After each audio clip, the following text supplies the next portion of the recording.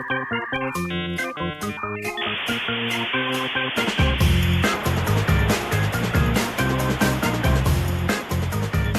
to the DEAI News Journal, the podcast of DEAInews.com, with your hosts, Brad Cowan and January Jones. On today's show, Clara Tsao, founding officer at Filecoin Foundation, and Shaw Walters, founder of Eliza Labs. Welcome to our new show. This is the DEAI Journal, and this is the podcast of DEAInews.com, which you founded. Welcome to your show. Thank you. Welcome to your show. Thank you. We have a podcast now. Yes, I know. Finally, right? Everybody and their brother has one, as we say. But we like to be on the trailing edge. Of that trends. Allows us to learn from the mistakes of others, and we like to think we've perfected it. Well, we will. Let's see if we can get through this episode. Then we'll know, right? But mostly don't put a fork in it yet. Don't put a fork in it yet. No, mostly it's not us. We are connecting with amazing people in this space. So maybe we should kind of back up a minute and start with how we met and how we got to doing this podcast here today. So we first met through the crypto space. We met at a event in Nashville for journalists and publicists who work in crypto. I was a former journalist in public radio.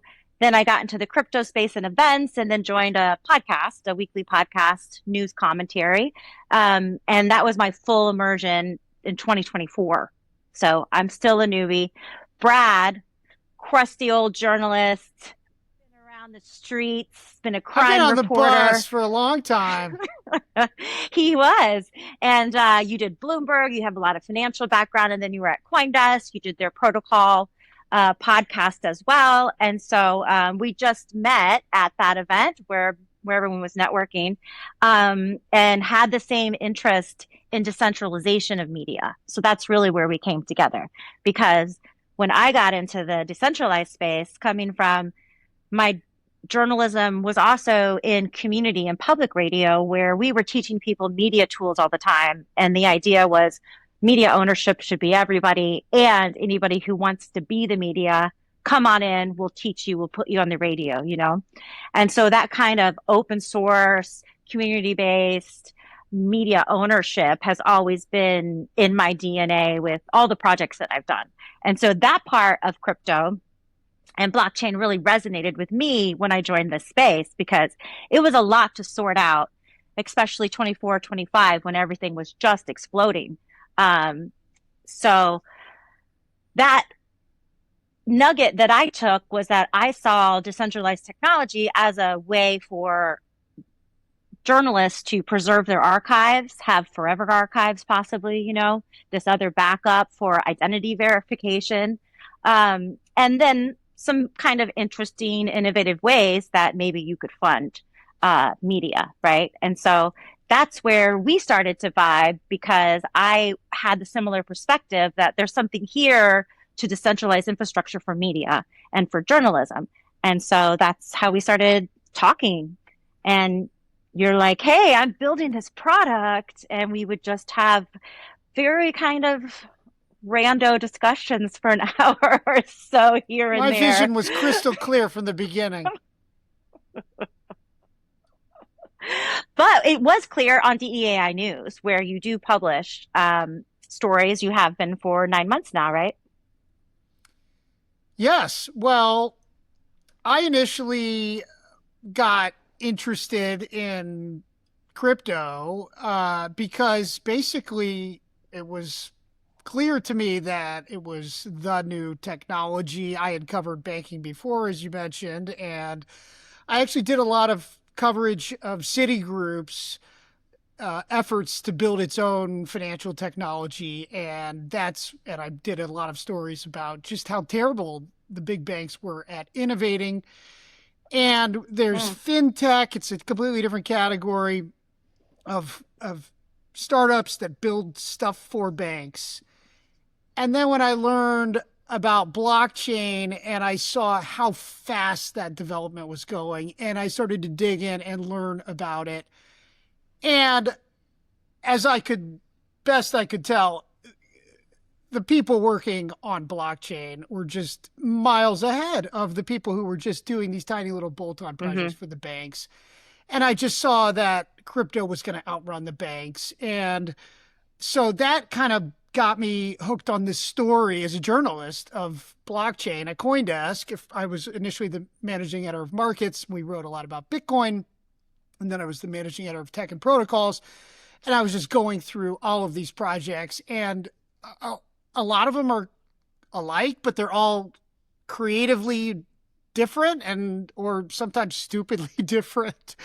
And I just got super into the idea that with this new technology, you can build these decentralized protocols with a completely different system of governance and the technology.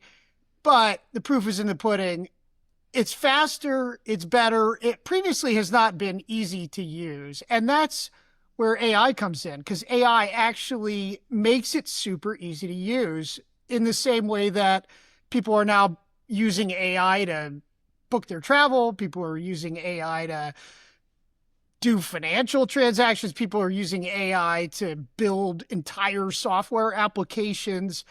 And as we've been using this ourselves in Distro and building with this combination of using crypto payments in combination with AI specifically, it's clear to me that this is the way that the world is going. I think this is the hot story as a journalist.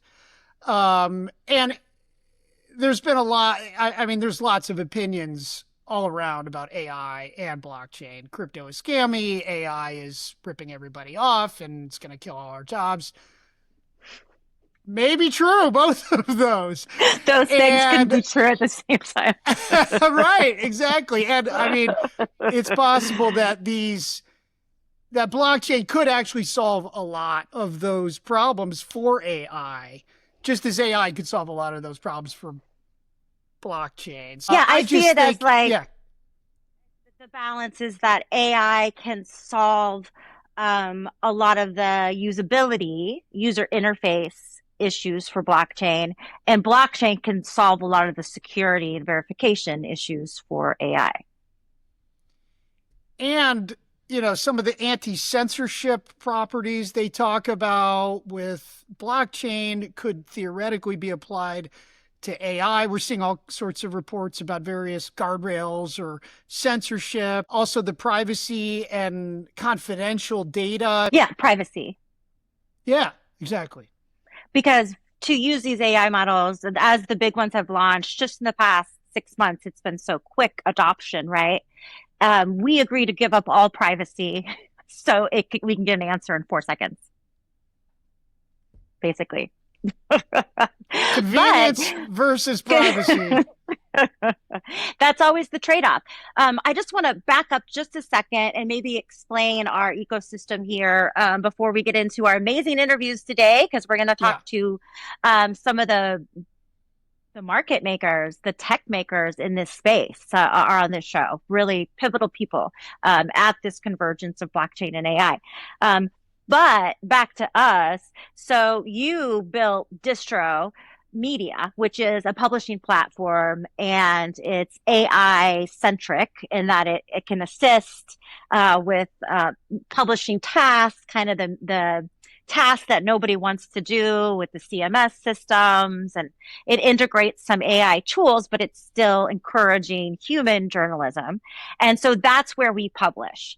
DEAInews.com. So the core of the show is all about DEAInews.com, but we are basically what we call dog fooding by publishing on Distro, a custom platform that will be available for other people soon.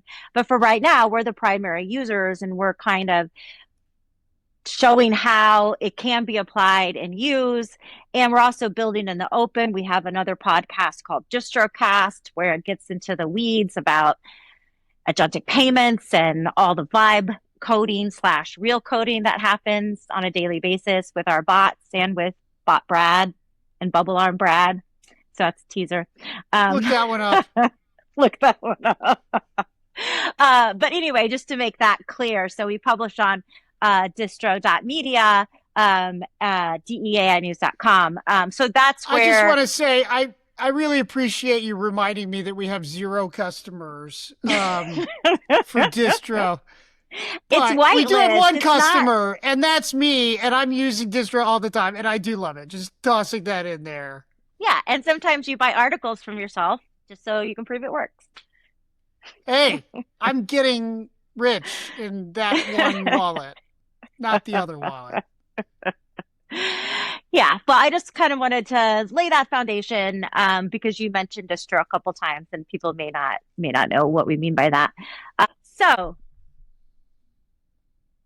you kind of gave your explanation of why this is an interesting space, and so in this show, we want to talk about decentralized artificial intelligence in a more plain language, but it's going to get technical. So my job is to try to bring it to something understandable for normies, because Boring.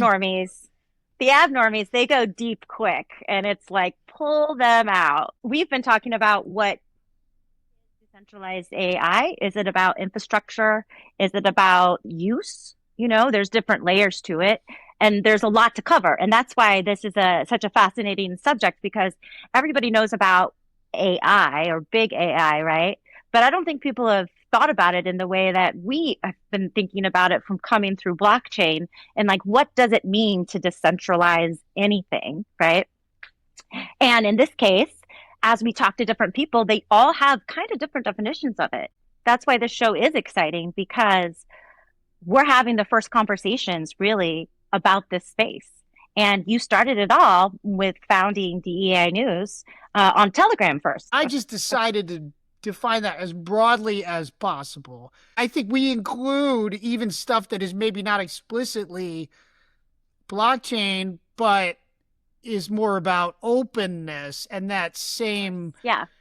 The same benefits you get from decentralization, of the openness, the permissionlessness, as they call it, where anyone can plug in. So that's where you're talking about open source AI models. It's not controlled by one company that builds it and keeps the formula a secret, that you can inspect it if you want. You can download it yourself, and you can see exactly what's in it, and then you can use it. So that's also decentralized AI. It is. And so today, of course, that's all we talk about on this show. And so we are going to go into an interview you did with Clara Tsao from Filecoin. We'll do the news roundup with her. So we publish stories every day on DEAInews.com. We pick a few. We'll hear her comments about Anthropic watermarking the used GPU market, and a hacker story. You can go see those full stories on our website, of course. And then we will talk to Shaw Walters, founder of Eliza Labs. Do you want to fanboy now on him, or you want to wait? Oh, I fanboy enough in the actual interview. I don't need to provide a pre-cringe. A pre-cringe cringe. Okay, great. But coming up right now, we're going to take you into just a little montage of some of the people we met in San Francisco. And so we'll go into that segment and hear what they think DEAI is.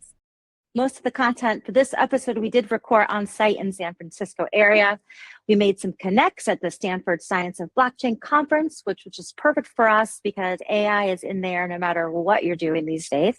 That's where we met Shaw Walters from Eliza Labs. Then a couple days later was the BAS Summit at Stanford, and we got to do a bunch of on-the-spot interviews. So during those interviews, we asked, what is DEAI?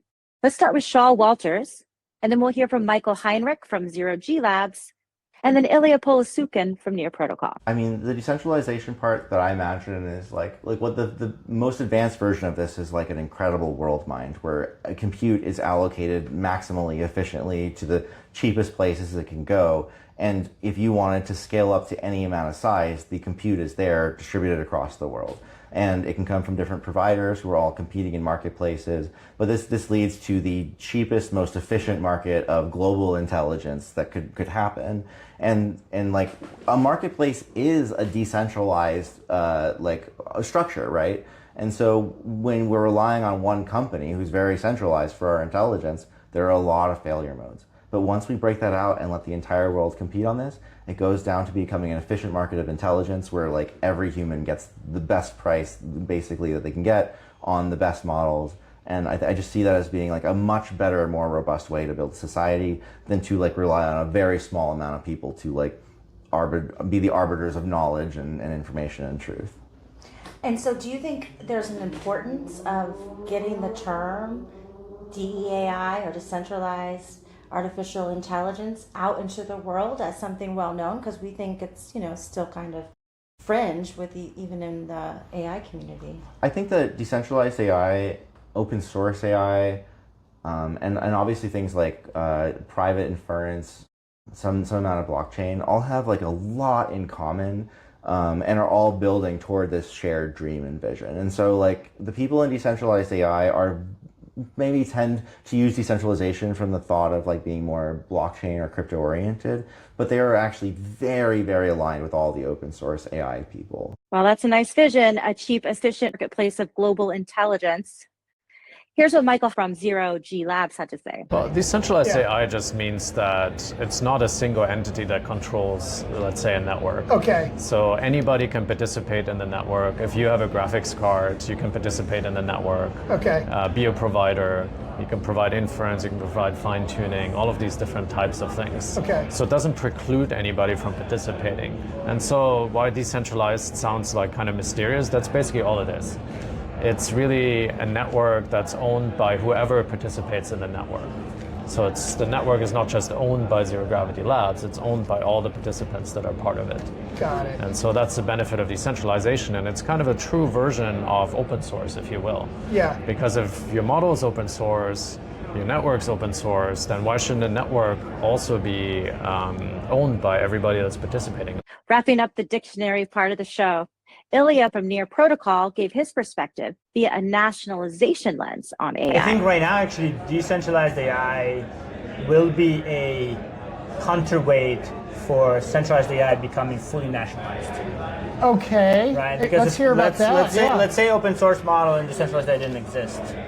Then for government, it would make total sense to nationalize 2 or 3 labs that do an AI. Okay. Because then they fully control the rollout, who can use it, who cannot, right?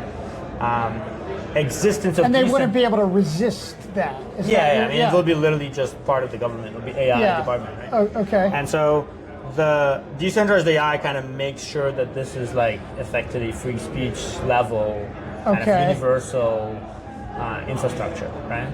Just because it would be too complicated to show. Well, it's like down. everybody has, you have a node, I have a node, we're doing inference, right? So that's kind of part of the, I think, like broader story, which I think from this perspective, for centralized AI companies, it makes sense to participate in decentralized AI. I see, interesting. Now, again, I'm biased, so we'll see if this plays out that way. But I think there is something where, right now the researchers are calling out for government to come up with tools to like slow down AI research, but they're doing it because they want everybody else to prepare for what AI will bring, right? Well, as decentralized AI, we can actually go directly and get the governance tools and prepare for what AI is bringing. Instead of waiting for the government to do stuff. So that's actually, like, I just posted this blog post yesterday. Like, that's my point, is like, hey, look, we've been working on governance, we have the decentralization tools, we have all those pieces to now create these frameworks and actually offer them, have economic incentives, have insurance for AI, have all these components that, like, we have all the economic and governance and AI tooling to bring it all together. And so now it's all about doing that versus, asking government to think about how do they gonna do this, at some point have a committee that will, like, we know this is like gonna take years before, and like Crypto AI will just keep does moving. it. So I think, like, we're the great opportunity to be the driver actually for the things that the researchers are asking for in the centralized AI lab. That's why I'm thinking, like, the best way is actually to join forces. They indeed have, expertise, the talent density, the compute, and so like actually them joining Decentralized and like joining forces, it's like, yes, every Bitcoin mining pool is competing with every other Bitcoin mining pool, but altogether they're making Bitcoin. We will hear more from Michael and Ilya in our next show, so make sure you catch that one too. Clara, Tsao, so glad to have you here. Thank you for having me. Yeah, welcome to DEAI News Podcast, and thank you so much for joining us. Known most recently from your work with Filecoin, but I was just looking that you also at one point held the title of Chief Technology Officer for the Department of Homeland Security. Is that true? Yes, I was working on a lot of issues related to foreign influence operations, terrorist use of social media, homegrown extremism. So a lot of how bad actors say are using the web, but definitely a really, really critical issue when we're thinking about national security. I can't imagine how many people want to ask you about that, like all the time. Well, I would say the story is always connected, right? The reason why I chose decentralized AI and Filecoin and decentralized storage is ultimately the issue of content integrity on the web today, where a lot of people have a hard time discerning what is real, what is fake, how to make sure that the information they're gathering and seeing is authentic. And that's been a lifelong mission of my career, is making sure that people can find knowledge and the best knowledge out there without necessarily feeling like they're being sold to, or that, there's a bottom line that someone else is trying to persuade you to do something else that is against your initial intent to seek out that information. Clara, let's talk about the first story on DEAI News. Anthropic comes out with a plan to watermark content, including the code, which everybody, has been using Claude code, and now that code is going to have these watermarks. What do you think about this, and what's the DEAI angle? Yeah, I think it's interesting because content integrity is actually one of the biggest proponents of why a lot of companies operating in the decentralized AI space are so interested in it, because you want the ability to prove and authenticate a source that actually came from that source. I do think that it is interesting. Anthropic, is the first to kind of jump in and lead on this. I think initially a lot of the work is voluntary, but obviously the big AI companies have a lot of pressure to jump in and do it. Ultimately, I think more transparent. And just step back. Why is this happening? Why are they even doing this? Yeah, I think the big picture is and under the EU AI Act, there's just this bigger call for transparency on what models, what information are coming from which models. A lot of it from previous action the EU has taken, period, has been really around the fear of AI and also AI safety. They're afraid that, if there are models or there's content that you can't actually track and trace where content is coming from, there might be secondary consequences that become very difficult to moderate downstream. So I think this is a greater call from EU regulators for just greater transparency among major AI companies to take the lead here. I think it's also really helpful for consumers who are on the other side, knowing where their models are coming from, where the content is coming from, making sure that when they're using Anthropic isn't pulling from somewhere else, right? If you're using Claude Code or another solution, you could probably prompt other models to be pulled in if you wanted to. And sometimes AI hallucinates as well. So I think all of this is greater transparency. I think when consumers are using AI, it's very different from large companies automating it for the instance of self-driving cars. So when regulators are also thinking about AI safety and transportation and robotics, robots in your bedroom, situations like that, I think it's more important to really know where which models are being used, how content is being pulled from there. But I think ultimately it's transparency that, in a way, decentralized AI, the entire community has been leading for years by saying, rather than the transparency being only there when large regulators ask companies to do so. How do we show it from the beginning, right? And so that's why there's so many amazing companies these days in the crypto and blockchain space that have been thinking about decentralized AI for a very long time, and starting with that transparency first, as opposed to having to go work backwards from there. Well, okay, so there's been this big push by a lot of the big Silicon Valley firms regarding open source models, keeping everything open. Anthropic, notably the lone holdout there, and also with kind of the most powerful closed models, right? And so here we have Anthropic saying, okay, we'll do this.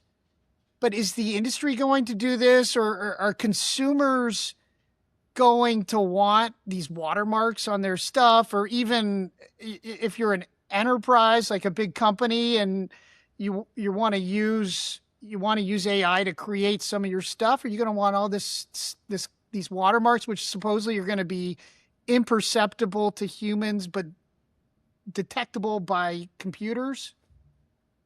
Yeah, I don't know if consumers will care, honestly, because I think ultimately it's going to be consumed by computers, like you said. I do think that it is an interesting topic, because I don't think the science or data is fully there yet on the safety side of open versus closed models. Ultimately, it's just transparency and auditability, because Anthropic does have really good safety measures compared to some of the other major models out there. Some of the open ones might be even more unsafe, right? So I think we're still grasping in this time and age on what all of this means. And I think the regulators on the flip side are like, we just need greater transparency for everything that's closed to make sure that they can keep tabs on what is happening behind the curtain. I think a lot of the fear behind consumers is just making sure that these large AI companies don't end up taking user data and misusing them in a big way. That's been a big concern in the EU for a long time around consumer protection. Okay, the next story, Clara, that we want to talk with you about is a story that was based on a blog post put out by Aether, which is one of the big decentralized AI networks out there. And they were making the point that these GPU chips, which are so in demand for AI use, generally speaking, it has this life cycle where it goes from initially being used from training, and then it's used, sort of moved down the line. Now it's used for processing these AI queries, the inference, and then it might move on to something else, but that these decentralized AI networks can support that middle market of inference. Curious what you think about that. Yeah, I love that you read Aether's blog. Aether is actually a very close partner of ours in the Filecoin ecosystem. And Aether is a network that is similar to Filecoin, where Filecoin was the first network out there to really think about decentralized physical infrastructure networks. So DePIN is a shorthand for it, but there's a lot of companies really building on crypto rails, decentralized rails, to really think about how do we actually encourage a secondary market for physical hardware, right? And Aether is one that's doing it on the GPU side. There's decentralized compute networks. For us, it's decentralized data centers for storage, right? But in the AI workload for today and tomorrow, we're seeing a lot of people need all different components in different parts. There's even a whole sector of neoclouds just coming into market today. And I think the Aether blog was exactly on point, where we're going to start to see a lot of people come into realization that cost is going to be the biggest factor for how they're running AI, and they want to lower that cost. And a lot of that might require them to say, hey, is there a way that I can take less intense workloads and move them to cheaper hardware, lower cost GPUs? And this is exactly what DePIN networks were built for from the start, because instead of a single network telling you what you can use and configure certain workplaces for, you can actually piecemeal together exactly what you need in a DePIN network setting. So with Aether, we're actually looking at, what are ways that we can work together around decentralized storage and decentralized compute and decentralized GPUs, right? To really think about the workloads of AI for tomorrow. And I think it's wonderful that a lot of the hardware are also given a second life. Hardware actually has been going up in cost because of trade and supply chain issues, but it certainly is much cheaper to run particular workloads on older hardware than the latest ones today. So I think it's also something that economically just makes more sense versus some of that hardware sitting out and not running anything at all. If those devices can make money, let's make them run. And that's the beauty of DePIN in general. Well, okay, Wall Street is all over this idea of turning AI into a big commodity market. We've written about that, and there's going to be hedging contracts for AI, the rental prices for the rigs, but also even the token prices might get standardized in some ways. And there's this giant financing industry.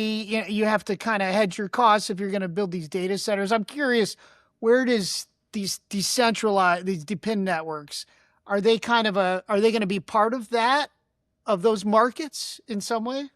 Yeah, I think they're already part of it, right? The entire thesis, for example, for us with Filecoin, ever since 2013, 2014, when the idea got started, was what if there's a decentralized network of data centers that can give people an option besides, one single cloud that's running all your workloads. And you also get the basis of protection for making sure that there isn't a single monopoly owning all your data. The same thing is happening with AI, where people are trying to diversify their workloads, not let it be necessarily one single network, but they're also trying to customize it because a lot of the needs for one company might be very different from the needs of another. I think what you just said on what's happening on the market side for tokens and every other layer, we're just increasingly seeing this market demand of AI, where there's much more of a marketplace action than historically what we've seen. There's so many unknowns in AI these days in terms of just how quickly demand has picked up. A lot of people are running out of places to even look for data centers that meet the requirements. A lot of workloads require certain data centers to be within a certain region for the speeds to run at a certain place. So a lot of this kind of brokerage is happening where a market makes so much sense for that matchmaking to happen. And that's something that Filecoin is doing. That's something that we've also seen a lot of other crypto or blockchain companies move into, even on the mining side. A lot of the traditional Bitcoin miners, a lot of them are also running data center operations off of that same equipment. Hut 8 is one of them, where they also have a whole AI infrastructure play going on right now. And there's a handful of other companies that have been doing the same. So I think being able to recycle and give hardware so much additional life is fantastic. How do you build something that is better than a lot of these systems that are owned by a lot of major monopolies, right? And so for us, we ended up figuring out a way to store data not by location, but by hash, right? So today, if you store a piece of content on Filecoin, it doesn't matter if one data center goes down. You have a lot of other data centers that can send you that information, and you don't need to worry about who is actually going to access that data. If it's a secure piece of data, the people that are owning the data centers, they'll never be able to see what's in your data because we use cryptography to prevent the people storing from actually accessing the contents of data. In a centralized model, without decentralized storage, this would be really hard to do because obviously everyone who is part of a single network owning the data, they can likely access it with or without your consent, right? So there's a lot of upside to the entire framework of decentralized storage, not only showing and giving you back a copy of the data, but also cryptographically proving that original data is from the original source. And so this goes back to this North Korean case for content forgery. If you really wanted to prove that the data came from the source that you actually requested it to be, you can actually prove it with our technology, right? If you had that built in an enterprise workload, you would then be able to say, hey, this is not actually coming from the source that we actually sent from. This might be a phishing scam, right? So that's just a dumbed down way to explain the technology. Yeah, no, that was so good. That was really good. Clara Tsao, founding officer at Filecoin. So great to have you. Thank you for having me. Well, now let's talk to Shaw Walters. So just for some context, we were in San Francisco, and that's where we've recorded most of this episode on site. We met Shaw there. We had both seen him speak at ETH Boulder back in February. And he invited us over to his place to sit down and do an interview. And since then, he's dropped some bombs, hasn't he? You've covered 2 stories since that interview. That was just like the first week in August. We talked to him, and he was gearing up to let some things go, wasn't he? I mean, that's another way of saying that he didn't drop any of the alpha on us when we That's actually another did way the of saying interview. But Yeah, it's hey, true. it's AI, so it's all about the context, right? That's right. But we provided the context. Yeah, what which were is those he 2 stories you covered? He declared the token dead. He settled the lawsuit for the remaining amount of the project's treasury, which I don't think they ever said how much that was, but there was a class action lawsuit filed by Berwick Law, who's kind of like, digital asset ambulance chaser. And then the second big story that just dropped, that he wrote this scathing screed on X about this guy Bowski, who was the leader of DAOs.fun, which was this platform where they launched the coin. And then there was the A16Z, the VC firm demanded that they change the name of their token. And according to Walters, Bowski sold $6.7 million of tokens worth before that kind of went through, and he called it insider trading. Bowski responded, IDK what he's talking about, and through some counter accusations, everybody else says it was just sort of laying on either one side or the other, or just like, hey, please, let's move on. But Shaw talks about it in our interview. He built this thing, this agent framework, and then all of a sudden the crypto people kind of came to him and said, let's launch this token. They launched this token, and then it went viral. The project went to like $2.7 billion at the token valuation, asterisk marked on these token valuations. But and then it all came unraveled, and now Shaw just kind of sees it as like an ugly chapter in the history, and he wants to go back to building. That's kind of what the interview is about. Shaw Walters, founder of Eliza Labs. Thank you. Thanks for having me. Thanks for being in my office. We're here in San Francisco in Shaw's place. What's this neighborhood called? Hayes Valley.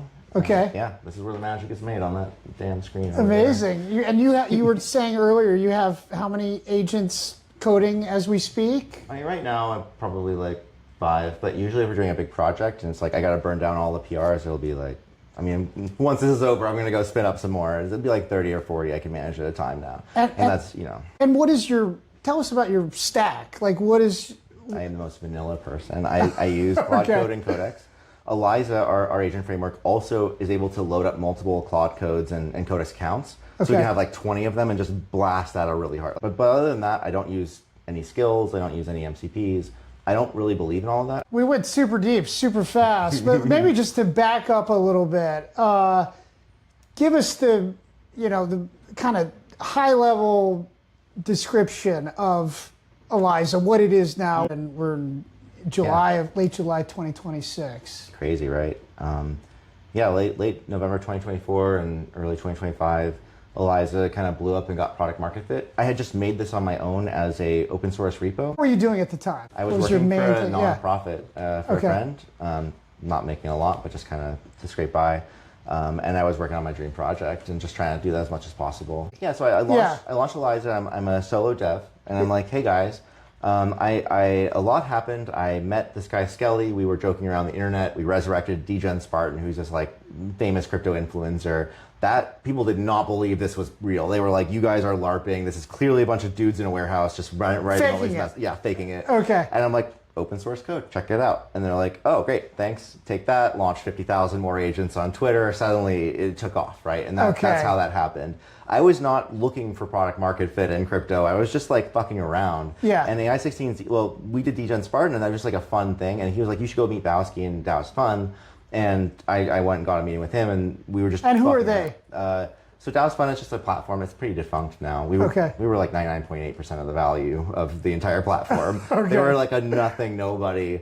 And I just got to go to Bowski. It was like, I want to do like an AI A16Z. I want to have like an agent that can look at social signal and make investments. I think that'd be really interesting. Okay. And he's like, just call it AI16Z. So like we can credit him with the name. Okay. I was like, that's the funniest shit I ever heard. We went home, generated some waifus until we got this like really offensive, like I can't, this is so outrageous. Press the button. Let's raise like 75 grand. Sure. You know, pretty soon it's 2.6 billion. And I'm like, I was not ready for any of this. I'm the main character on X. It really overwhelmed me a lot. Okay. And I go back. And what was that like when you say, I mean. And this really informs what I'm working on now. Okay. So suddenly I have every investor on crypto and non-crypto, you know, the Sequoias and the A16Zs as well. Every fucking company wanting to do a partnership. Every person just reaching out, wanting me to see their thing, and every inbox I had was just totally flooded. And now I'm like going back. I'm doing, because we're about to get ready for a raise. I'm looking at VCs and I'm like, November 2024. They're like, hey, what's up? And I just couldn't capture the value. Wow. I was just blasted. I had no infrastructure. I had no people. It was just me. Yeah. And so then I had to like try and grab people and put it together. And so we just had to build in place. And it was really hard, especially since developers kept leaving to go launch meme coins and make millions of dollars. Most such cases, I would say. And really, I was kind of left with the people who didn't extract from us. And so I'd say, like, yeah, we were talking earlier about music, and I learned a lot of lessons in music about like hard work and like how you can kind of beat the system by looking at workarounds. And I use that a lot, but there were a lot of lessons to learn about coordination and alignment, and I just did not really appreciate that. What is it? What do you mean by that? Like, if you can go launch a coin because you know me and get $2 million tomorrow, why would you work for $10,000 a month? You wouldn't. You would defect, and every single time that happened. And so it was just like, we don't have a shared fate. Like, I'm the one who has to hold the bag and like take the responsibility and build the thing. I'm paying people who are literally just not doing the work, or like, oh, I'm just gonna blow off this and go launch my own thing and rip me off, you know, kind of stuff. And it was like a 30 or 40 times, like all the top devs kind of thing. Okay. It was just like shocking. So much Lessons. of that. I just have so much built up accrued PTSD from that whole experience that I've had to like do a lot of therapy. It was a lot. And mostly it was the overwhelm and the frustration of trying to move ahead and people moving sideways. So that was Eliza Labs. We did that up until about the beginning of the year, and it just was not working for me. So I really love Eliza and I wanted to continue the project, but I really wanted to focus on one, like users who actually care about the thing and are not just gambling on the token. And the degens just wanted trading bots and poly markets. It's just a LARP that would never work. Okay. There are a lot of things that work, and trading meme coins is not one of the things that will ever work with LLMs. And I just immediately write off anybody who talks to me about that. The model is not trained on anything about. So on the meme coin thing, like we did make an AI investor. So I'm kind of disputing my own thesis here. Okay. But the way that we did it was we said, well, the AI is not good at finding this alpha. It's not. It's not anywhere. But it's in this group chat, and all these other people are shilling and then fudding. There's just shills and fuds. You know, hey, check out this token. No, that's crap. You know, I know that guy. He's a scammer. No, it's great. I just bought some. And can I take all of that and extract that and say, okay, this guy is shilling this token. He's like, I just bought a bag. It's huge. High conviction play. Okay, great. Based on that, would I have made money if I bought it right then? If I bought it and then sold it at the top, would I have made money? And or someone's like, no, that's crap. And if I didn't buy it, and I like, would I have not lost money? And from there, I can build a trust score. Okay. Now So it's like early agent reputation almost. We built a reputation. So we have trust score for every single person in the group chat. From like, this guy's like, it was a crazy distribution of like, some people are 90% success rate. And this is bull market. So like, just hitting every coin. And then some people are like 30%. Like you are obviously trying to scam everyone in this chat. Okay. And you could say this is the threshold of scammers and this is the threshold of super predictors. And this worked really well. And it will continue to work. Wow. Okay. Yeah. Amazing. Now it has to be in meme coins because you need to have a social situation where you have enough actors and the market cap is low enough that those actors can actually like kind of influence or are involved in the influencing. And so this was basically an AI agent autonomous? Yeah, this is like a plugin that we added to the Eliza agent to build the AI 16Z agent. Got it. We deployed this in research. Nobody cared. Like nobody gave a shit. Nobody got it. Doesn't buy and sell meme coins the way they thought. So it just kind of like went over there. And then Eliza picked up and got popular. So we just sort of followed that path, if that makes sense. I see. That's kind of how that went down. Okay. So like if the AI is extracting human insights and turning them into structured like buy this or see if it would have made money. Yeah. So good at that. Interesting. It's very good at transformation and extraction and stuff like that. But the information's right in front of you. You're just turning this human like, I'll buy that to like a JSON tool call, right? Okay. It's very obvious like mapping of human data to like a structured, go do a thing. And I think that there's a lot of value there. Another area there's a lot of value for like, if you're doing meme coins is meme coins are heavily dependent upon social information spread on social media. Yeah. So it's like insider information, basically, right? There's like insider, and then there's just like first mover information, or whatever you call that. So if an agent is in a bunch of group chats, like Rickbot or any of those crypto bots, like perfect knowledge. Like, dude, that guy's got to be minting money off that data. Like literally, his bot could just be like, oh, Ansem talked about this in some group chat, like buy it immediately. You know what I mean? See. Insider information. You have, if you are the trading bot of all of the Telegram chats, you literally see all of the messages, and this is what they're doing. I see. Yeah. Wow, brilliant. Then the other side is you're just listening for new tweets, and you're just like, did Ansem post a ticker? Oh, he posted a ticker. Like, buy that shit. Definitely gonna make some money if I was the first person to buy it, right? And so those are the areas where there's definitely a lot of value, but again, it's taking human data and just attacking it really fast and at scale, which is what AI is really good at. It's not good at magically inferring something new that's never happened before or predicting the future. So, all right, so we're moving through. So we got up to this year. Eliza Labs was like a pretty big company. Bear market hits, things are very tight. So we just had to like make hard choices. How did that how did that affect you? In what way were you dependent on?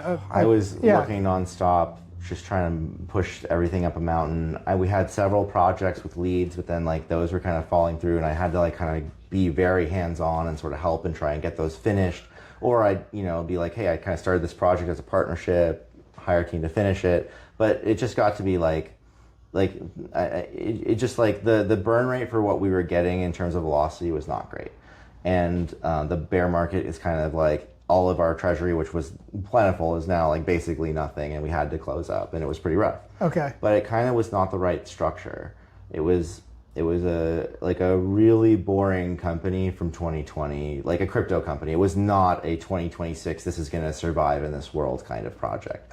So you could feel that. It was just very obviously the wrong structure. And also like I was paying people a lot of money who were not delivering a lot, if I'm being honest.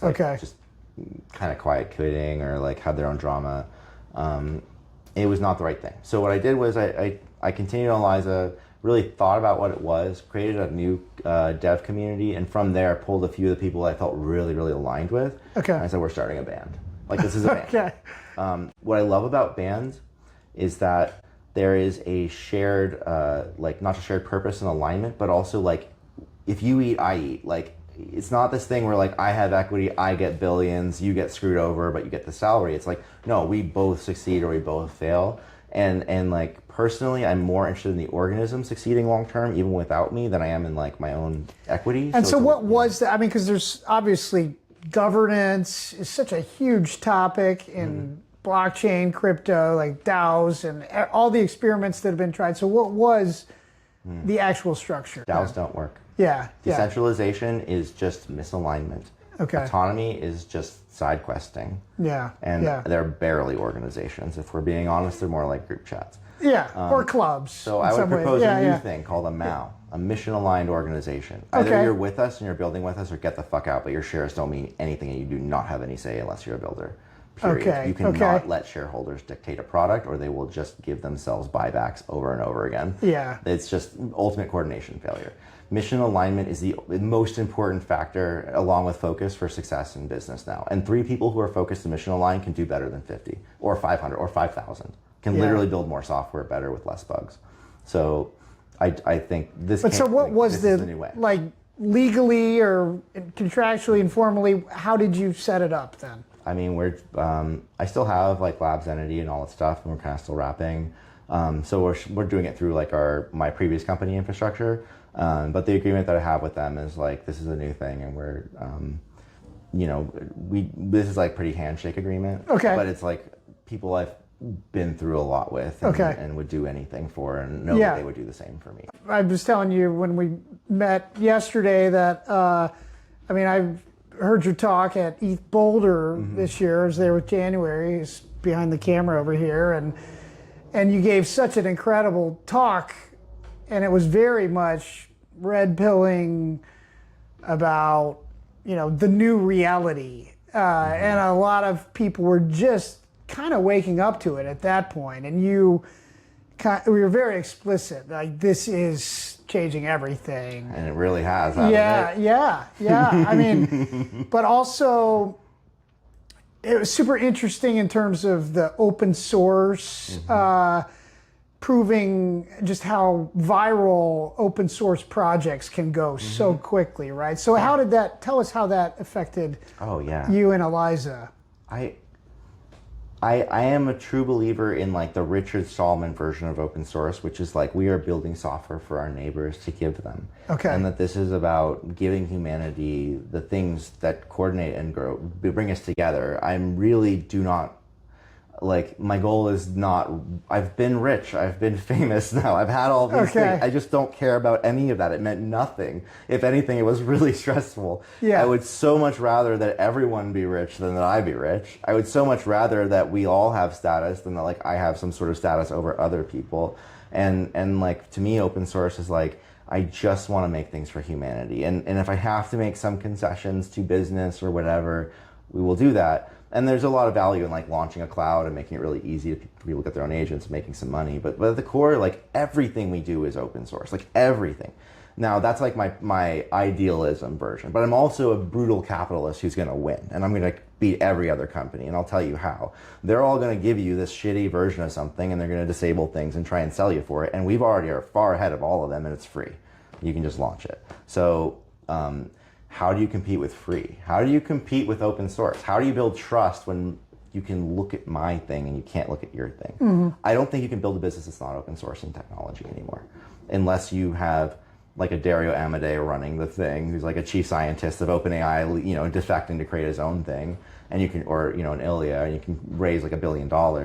For the average person, if you're building a SaaS company, you have absolutely no shot. Like, you just 0% chance of success.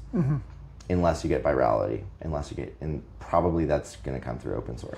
It's going to come through contribution and through being, being of the mindset that aligns with the developers who are using your software, and they're only going to use it if it's open source. I deleted everything. And in our stack, we replaced all the SaaS with our own stuff. Like, I just don't believe in it. I want, and I understand that people are like, well, how are we going to make money? And that's not my fucking problem. Money is not my problem. Making sure humanity does not have to pay to be smart, is not owned by 2 companies or 1, is not completely captured by an NSA that has superpower technology while we have jack shit. That's way, way, way more important to focus on. Like, making sure that the transition goes well for everyone, so that 5 people don't own all of the wealth and robots. That's the important thing. Making a little bit of revenue off B2B SaaS is like wholly irrelevant in 2026. The stakes should be way, way higher. Like, either you're ending up with robots and AI running everything, or you're trying to charge like $30 to someone who doesn't give a shit. What is Eliza right now? I mean, I was looking at your docs and kind of what is on there, but tell us, how would you describe the project right now? Here's the thing. Yeah. I really didn't like our users. Okay. I didn't want them. I didn't want to build for them. I didn't want to talk to them. And these were just the agent coin launchers, basically. Yeah. Okay. Degens, either trying to extract or make money or focus on the wrong things. Okay. There were a few people who built really cool stuff, and I really love them and support them. But very little of it was crypto. Let's be honest. Okay. And there's nothing about our agent framework that was crypto. It was just luck. It was just that I had plugins for Solana and EVM because I'd been thinking about that for a while. Okay. But other than that, it's just an agent framework. You plug in whatever you want. I see. Okay. Yeah. So I was just very despondent, and this is not what I want to build, and I would never use any of the shit that these people want me to build. What I want is to manage my overwhelm and to be my... To manage your what? Overwhelm. What is that? Okay, I remember 30 years ago when I could stay on top of all of my communications. Yeah. And 20 years ago. And I remember when it started to get a lot, and then I got really became a main character and started getting just overloaded with information from every single, my messages are useless on every platform. Okay. Unless you have my signal, I am unreachable. It's just how it is. I'm checking Telegram a little bit now. Okay. But it was just an overwhelming experience, and I got to go build stuff. Telegram, I'm not even in the center, but I'm overwhelmed on Telegram. I can't sit on a freaking phone all day. I got to build this stuff. I'm also the builder. Yeah. And I just didn't want to make stuff for people who are trying to extract wealth. It's not what I'm here for. And I really wanted to make things that helped people. And so we kind of just changed the project completely. We were a social agent harness with a bunch of plugins and a third-party ecosystem. And we were just what really matters here? The harness matters. We're building an operating system underneath it that's built on Linux so that the agent can do anything you could want to do on a computer. The plugins to integrate with all the connectors and stuff matter, and we have all that's table stakes. What makes us special? And I think that one, it's the love and care that we put into the thing for the end user and why we're building it. And two is that we have some technical stuff, because I've been in this for a lot longer than most people in agents, that just nobody else has done yet.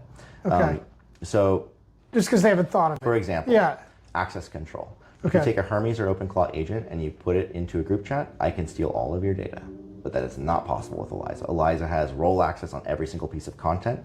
All content and channels are role access controlled, and it has this idea of discretion. So it's not just going to randomly say stuff about you to other people. It has redaction as well as PII replacement. So even if you go to some LLM you don't know, it's not putting your name and private keys into that. It actually does swaps.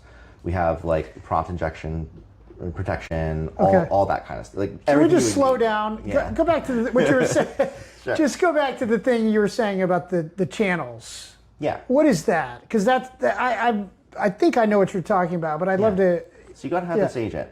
Yeah. And this agent is in Discord, Telegram, Slack, Twitter, WhatsApp, Signal, Gmail. It's got your calendar. It's got all your things. It's got everything. It's got its own things, and it's got your things. It's got your company stuff. It's got its own account so it can run stuff. And it's got to manage all of this. And now I'm like, hey, send Brad an email. Who the fuck is Brad? How would it know?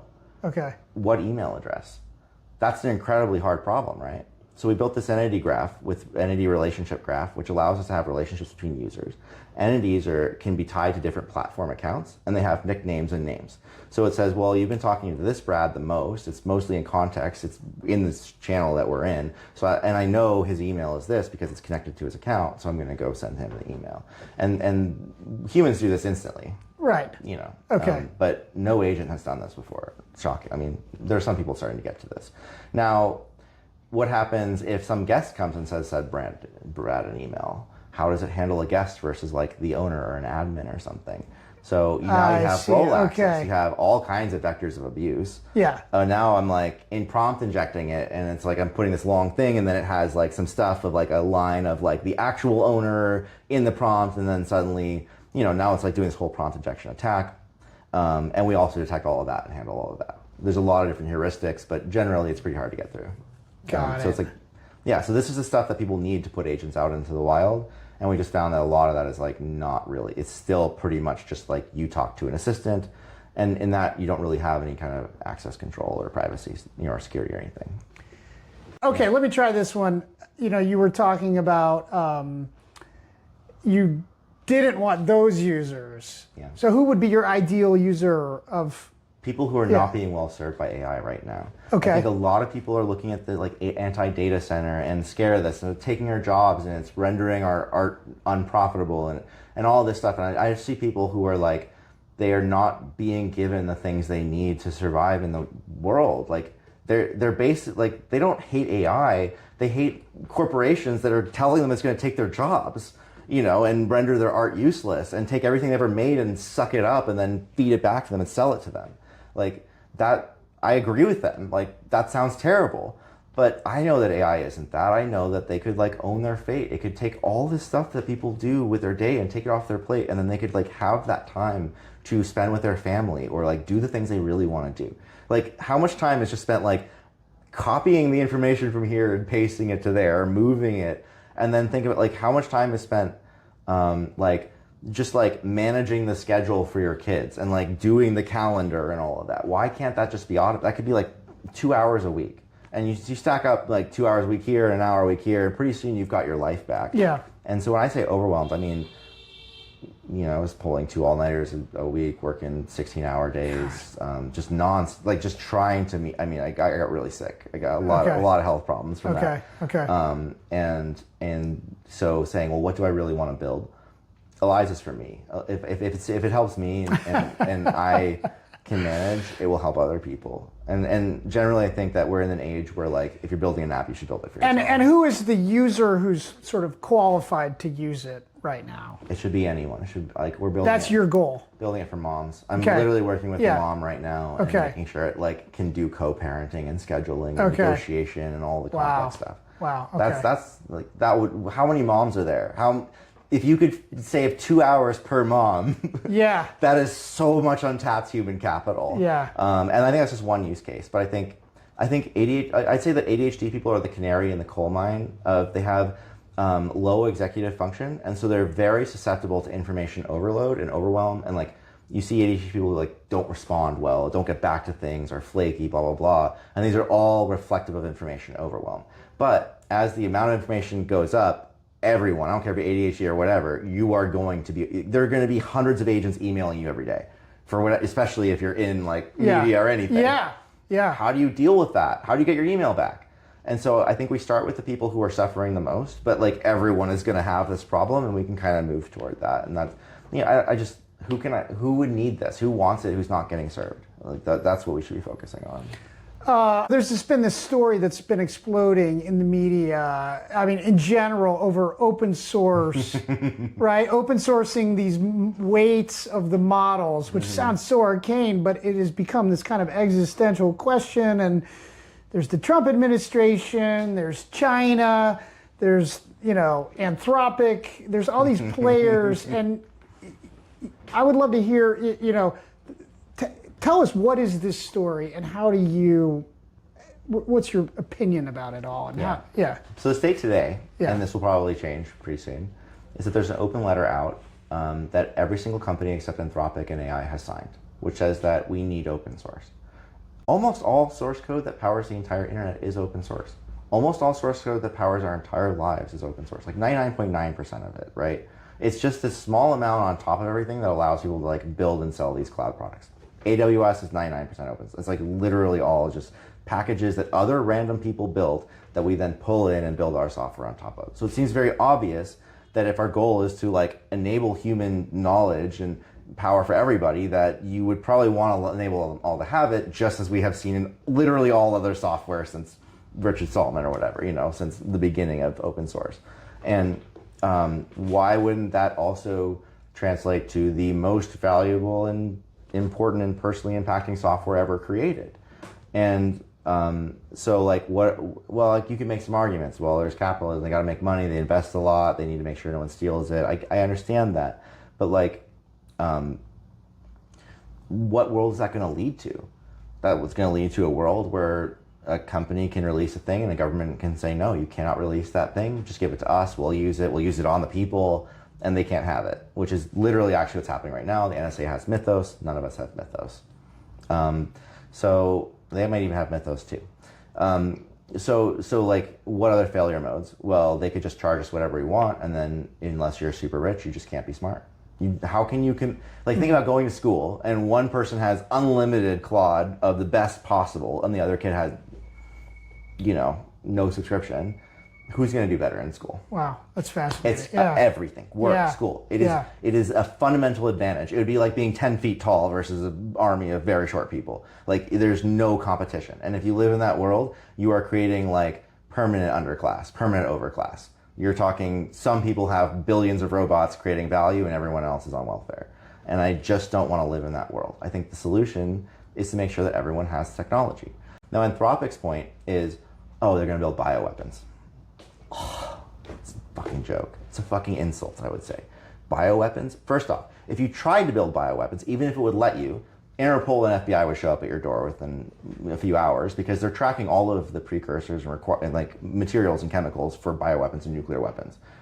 And they also have AI agents scanning all of this stuff, which are probably smarter than yours. And their entire job is to make sure that this thing is secure. And you can have all the knowledge in the world, but it only becomes dangerous once you go and try to buy the actual materials. So their argument is that we are giving you the information, which we got out of other people's books that already existed, and somehow collecting all that information into one place is going to enable a terrorist to create a bioweapon. What I think I don't understand is, maybe you can explain, all these companies, all these giant companies did sign on. Yeah. What's their thinking? Or how are they, they are supposed to make money for shareholders. What is their angle? Are they users? Are they, like, how do they make, why is this in their interest to be sign on? I think there's a multitude of reasons. Yeah. We can focus on a few. Like, NVIDIA, it created this. Jensen Huang wrote this letter. From Jensen's perspective, well, they make NVIDIA chips. They make the hardware. Okay. They want the proliferation of the this. more the merrier. So okay, he is very much, it is very convenient to him, financially.